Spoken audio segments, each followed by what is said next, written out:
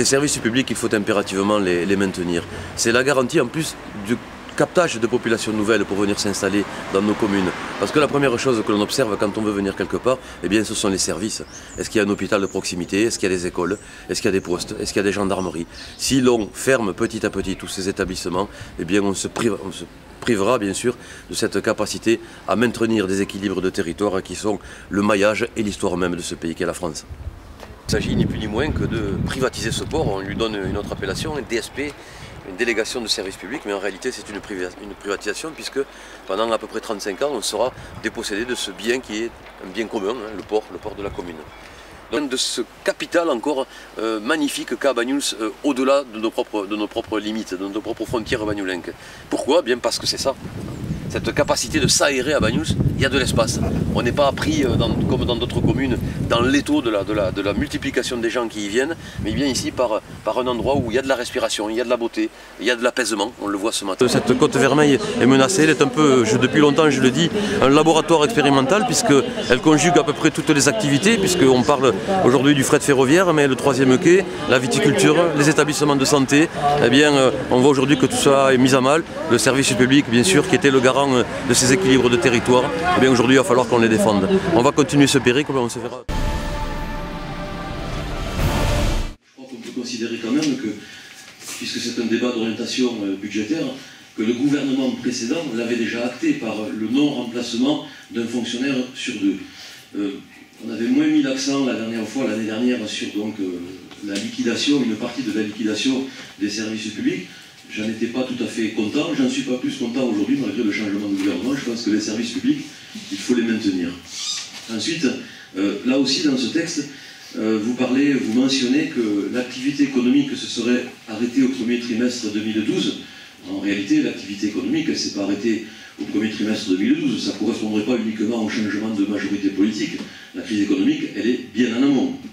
Ensuite, sur le désengagement de l'État concernant les collectivités locales et les collectivités territoriales. Là aussi, c'est une manœuvre qui a été engagée par le gouvernement précédent, qui est continuée par celui-là aussi. On transfère les compétences, mais on n'alloue pas les budgets qui viennent avec ces compétences. Et là, c'est un véritable problème parce qu'on est vraiment dans un goulot d'étranglement des communes, oui. Je ne crois pas que vous y croyez un peu plus. Alors moi, ce qui me dérange, c'est qu'on a perdu beaucoup de temps et on a perdu beaucoup d'argent dans cette affaire-là. Alors il faut que ça s'arrête une bonne fois pour toutes. Il faut changer d'aiguillage. Et avec un peu d'honnêteté, je vous dirais, monsieur, accompagnez-nous, arrêtons ce cirque, arrêtons. Des candidats, il n'y en a pas parce que c'était pas rentable, parce que le projet n'était pas applicable. Il faut faire autre chose, il faut aller vers quelque chose de beaucoup plus simple. Sécuriser le port, aller vers des financements publics, et ensuite, on sera en situation de vivre normalement, parce que là, la menace, elle pèse. Arrêtons. Et puis, je sais très bien que si on vous donne encore un mandat, on ne contrôlera rien, malgré que le cahier des charges ne bougera pas, et en plus, le cabinet d'accès, encore, va reprendre des sous dans cette affaire-là. Et on additionne, et on additionne, et on additionne, pour des travaux qui ne seront jamais faits. Non, ça suffit. Oh, j'ai posé la question, ça suffit, hein. On ne parle plus, vous emmerdez tout le monde, hein. Allez, continuez, s'il vous plaît. Oh là là, allez, pas le temps à perdre avec vous, hein. Allez, question 7, vas-y. Qui est contre? Attendez, il y a... Non, le principe de l'égalité m'autorise. Je m'en fous de l'égalité. Ah, vous en foutez de la légalité? Continuez. Non, mais il n'y a pas de château, j'ai quand même... Non. Point 6 porte sur la cession par la commune de Colvetch pour le symbolique. Monsieur le secrétaire, normalement vous êtes le garant de la légalité de notre fonctionnement. Tu nous emmerdes. Comment expulsé par la police municipale alors? Continue. Putain, quoi, faut tenir. De la partie de la parcelle cadastrée section AE numéro 597, eu égard à la situation critique actuellement vécue par la maison de Colvetch, qui n'a pu réaliser la restructuration de son établissement Attendez, monsieur le secrétaire, compte tenu de je quitte le conseil, je quitte la salle du conseil. Ce conseil n'est pas déterminé. Je vous remercie. Bonsoir.